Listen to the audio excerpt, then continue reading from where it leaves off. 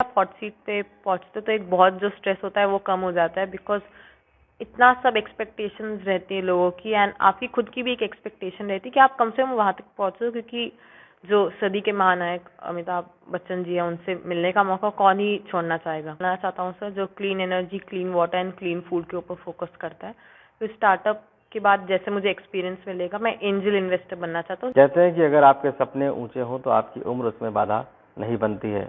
इस कहावत को सच कर दिखाया है उत्तर प्रदेश की राजधानी लखनऊ में डीपीएस जानकीपुरम में पढ़ने वाले मानस गायकवाड़ ने, जिन्होंने केबीसी के प्रोग्राम में पहुंचकर अमिताभ बच्चन के सामने 1 करोड़ रुपए के सवाल का सामना किया।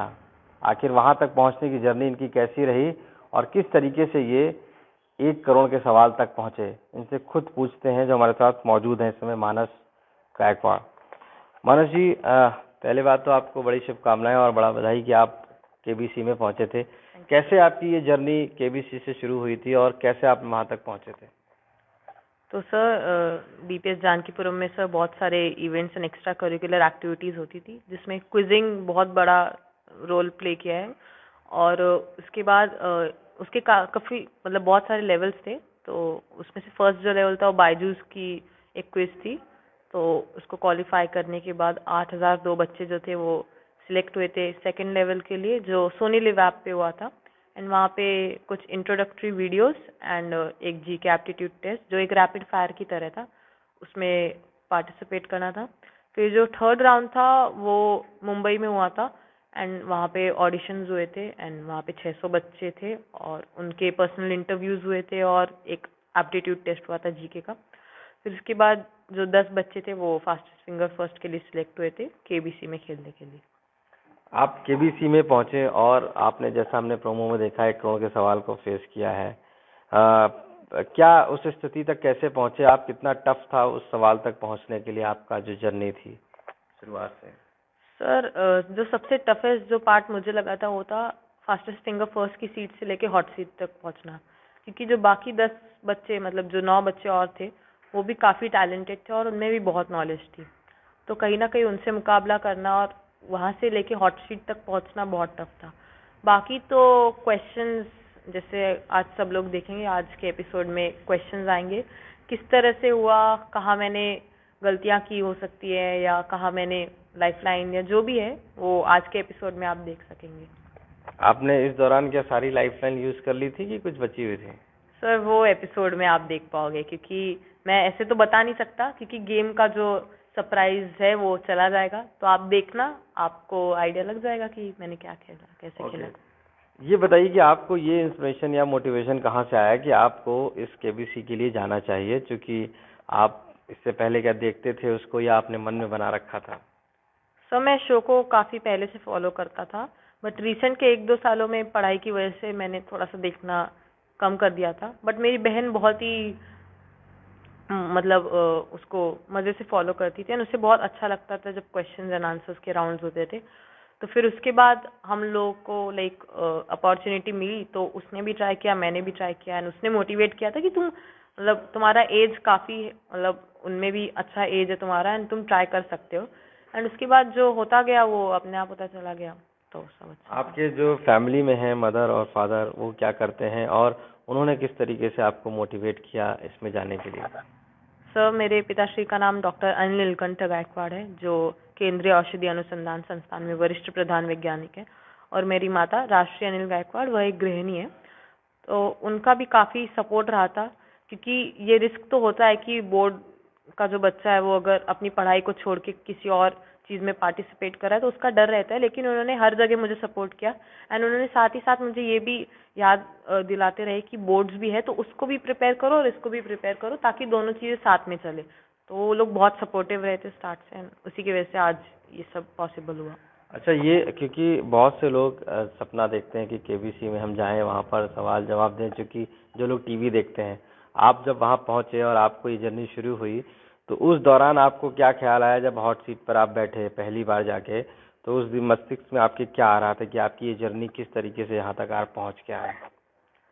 सर जैसे आप हॉट सीट पे पहुंचते तो एक बहुत जो स्ट्रेस होता है वो कम हो जाता है, बिकॉज इतना सब एक्सपेक्टेशंस रहती है लोगों की, एंड आपकी खुद की भी एक एक्सपेक्टेशन रहती है कि आप कम से कम वहाँ तक पहुँचो, क्योंकि जो सदी के महानायक अमिताभ बच्चन जी हैं उनसे मिलने का मौका कौन ही छोड़ना चाहेगा। तो फिर वहाँ पे बहुत सारी चीज़ें याद आई कि किस तरह से हम लोगों ने इंटरव्यू तैयार किया था, क्या हम लोगों ने क्वेश्चंस प्रैक्टिस किए थे, तो ये सब चीज़ें याद आती है। बट आपको वो सब चीज़ छोड़ के अपना स्ट्रेस कम करके क्वेश्चंस को फेस करना होता है, एंड वो ज़्यादा इम्पोर्टेंट था उस समय। आपको जो प्रोमो के हिसाब से हम देख रहे हैं कि आप 1 करोड़ के सवाल तक पहुंच गए हैं, तो आपको ये उम्मीद थी कि आप 1 करोड़ के सवाल तक पहुंच जाएंगे, और या आपको लग रहा था कि नहीं हम बीच में ही वापस आ जाएंगे? सर रियलिस्टिकली मनी की कोई एक्सपेक्टेशन थी नहीं मेरी तरफ से। मेरे लिए मेन चीज़ ये थी कि द लेजेंड अमिताभ बच्चन से मिलना था। बट जैसे ही क्वेश्चंस आ रहे थे, तो क्वेश्चंस दो चीज़ें हो सकती है, या तो आपको आंसर आ रहा होगा या तो आपको आंसर नहीं आ रहा होगा। तो मुझे आंसर आ रहा था, एंड उसकी वजह से मतलब ये चांस मिला, एंड ऐसी कोई एक्सपेक्टेशन ही नहीं थी कि पहुंचूंगा कि नहीं पहुंचूंगा। तो जैसा हुआ वो अच्छा हुआ, एंड तो ऐसे ही आगे चलता है। अच्छा, इस स्कूल में आप जहाँ पढ़ते हैं डीपीएस जानकीपुरम में, यहाँ से किस तरीके का सपोर्ट रहा आपको? क्योंकि आपके बोर्ड है एग्जाम 10th में आप पढ़ते हैं, तो वहाँ से किस तरीके का आपको सपोर्ट मिला? तो स्कूल बहुत ही सपोर्टिव रहा था, क्योंकि जब मेरा सेकंड ऑडिशन था तो मेरे एग्जाम्स क्लैश कर रहे थे, और हमारे जो मैथ्स के टीचर थे उन्होंने मुझे कहा कि तुम एग्जाम छोड़ के अभी ऑडिशन पे फोकस करो। एंड हमारे जो एसएसटी टीचर थे उनका भी काफ़ी सपोर्ट एंड रोल रहा था मुझे प्रिपेयर कराने के लिए। तो स्कूल हमेशा से ही बहुत सपोर्टिव रहा है, एंड जो स्कूल के एक्स्ट्रा करिकुलर एक्टिविटीज़ होती रहती है उसकी वजह से कहीं ना कहीं जो जीके एंड करंट अफेयर्स का नॉलेज था वो मेरा डेवलप हुआ था, और उसकी वजह से मुझे आज ये अचीवमेंट मिली। कितना समय लगा आपको इसको वहाँ तक पहुँचने में, इस दौरान या सर शुरुआत से लेकर? 2-3 महीने लगे होंगे, क्योंकि सितंबर में स्टार्ट हुआ था, नवंबर में ये चीज़ खत्म हुई है। ओके, तो आज आपका प्रोग्राम आ जाएगा, उसके बाद आप डिक्लेयर करेंगे सारी चीज़ें आगे की, अगर जैसे भी होने के बाद। यस। अब आगे का आपने क्या सोचा है, क्या चाहते हैं? अगर आप जैसा हम प्रोग्राम देखेंगे, 1 करोड़ अगर राशि आपने जीती है तो ठीक है, या जो क्विट किया है तब भी उसमें भी ठीक है, वो जो राशि मिलेगी आपको या जो चीज़ें भी अब होंगी उसका क्या यूटिलाइज करेंगे आप आगे जीवन में? क्या मकसद है आपका? सर मैं फ्यूचर में एक स्टार्टअप खोलना चाहता हूँ सर, जो clean energy, clean water and clean food के ऊपर फोकस करता है। तो स्टार्टअप के बाद जैसे मुझे एक्सपीरियंस मिलेगा, मैं एंजल इन्वेस्टर बनना चाहता हूँ, जो बाकी देश के जो हमारे मतलब हमारे देश में बहुत पॉसिबिलिटीज़ हैं, बहुत सारे आइडियाज़ एंड टैलेंट्स होते हैं, बट कहीं ना कहीं उन्हें फाइनेंस करने का मौका नहीं मिलता है। उसकी वजह से वो कहीं ना कहीं अपना हाथ खींच लेते हैं कि हम स्टार्टअप में नहीं जाएंगे क्योंकि बहुत रिस्की होता है।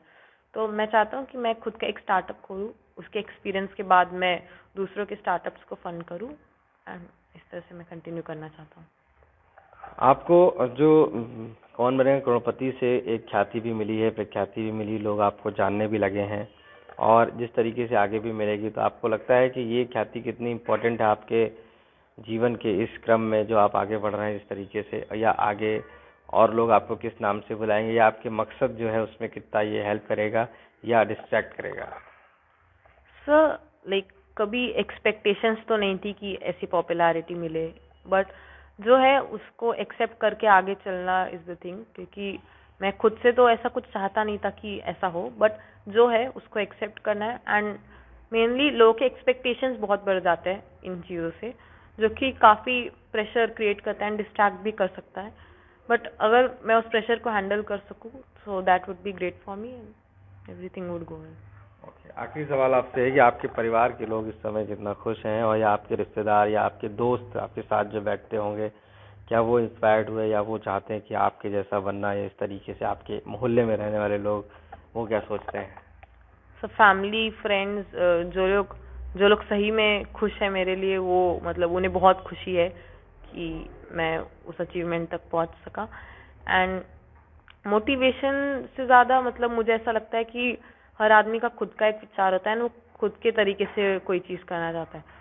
तो अगर मैंने किसी को मोटिवेट किया हो तो मुझे बहुत खुशी मिलेगी, बट मैं चाहता हूँ कि लोग अपना खुद का पैशन एंड ड्रीम फॉलो करें, एंड इन्फ्लुएंस ना हो, एंड जो भी है वो उन्हें उस तरह से वो करना चाहिए। एक आखिरी सवाल आपसे है, क्योंकि हम लोग जब टीवी देखते हैं या कौन बने करोड़पति देखते हैं, तो उसमें जो सवाल आते हैं उसमें बहुत से सही जवाब देते हैं, कभी गलत देते हैं, कोशिश करते हैं करने की, और जब कभी टफ क्वेश्चन आता है तो स्ट्रेस भी रहता है। इस दौरान जब आप वहाँ हॉट सीट पर बैठे थे तो आपके दिमाग में क्या था? स्ट्रेस था या जिस तरीके से सवाल आ रहे थे आपको लग रहा था कि ये सवाल मुझे नहीं आ रहा है, इसकी मुझे मदद कैसे मिलेगी? तो क्योंकि वहाँ पे आप हॉट सीट पे अकेले थे।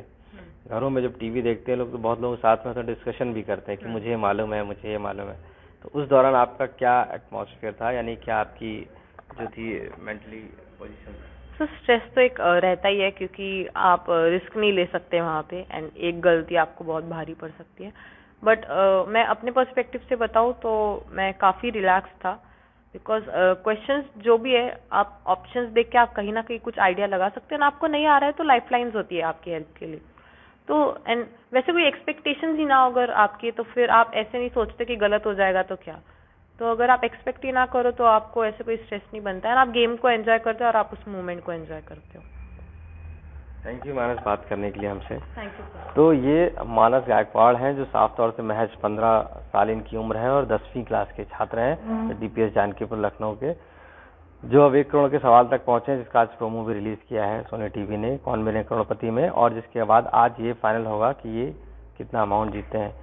बात यहाँ अमाउंट की नहीं, बात इस महज 15 साल बच्चे की है, जिस तरीके से इसने अपनी प्रतिभा को दिखाया है और वहां तक पहुंचा है। ऐसे में और बच्चे भी काफी इंस्पायर्ड हो रहे हैं, चाहे परिवार हो, रिश्तेदार हो या छात्र इनके साथ के, वो सभी मानस की तरह बनकर आगे कुछ करना चाहते हैं। जैसे मानस का कहना है कि वह खुद एक स्टार्टअप शुरू करना चाहते हैं और ऐसी फाइनेंशियली उन लोगों की मदद करना चाहते हैं जो स्टार्टअप किसी न किसी वजह से नहीं शुरू कर पाते हैं।